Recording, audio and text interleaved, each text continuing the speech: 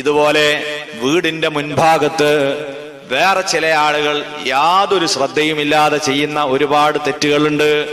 അതിൽപ്പെട്ടതാണ് മുന്നിൽ തന്നെ കൊണ്ടുവന്ന് തലങ്ങും വിലങ്ങും അയല് കെട്ടും വീടിന്റെ മുന്നിൽ. എന്നിട്ട് അതിന്മേൽ എല്ലാ സാധനവും തൂക്കിയിടും. ആ വീട്ടിലേക്ക് കയറി വരുന്നവന്റെ മുഖത്ത് തട്ടുന്നത് ഈ ഫത്തുഹും കസറും ലൊമ്മും ഒക്കെയാണ്. പല സ്ത്രീകളും അറിയാതെ ചെയ്തു പോവുകയാണ്. പക്ഷേ ഇത് പാടില്ല. അത് വീടിന്റെ മറ്റേ ഭാഗത്തേക്ക് പോട്ടെ. മുൻവശത്ത് ഇതുപോലുള്ള ശല്യങ്ങളൊന്നും ഉണ്ടാകരുത്. പിന്നെയോ വീടിന്റെ മുൻഭാഗം അവിടെ സാധ്യമാകുമെങ്കിൽ ഒന്നോ രണ്ടോ തണൽ മരങ്ങളെ നമ്മൾ കുഴിച്ചിടണം.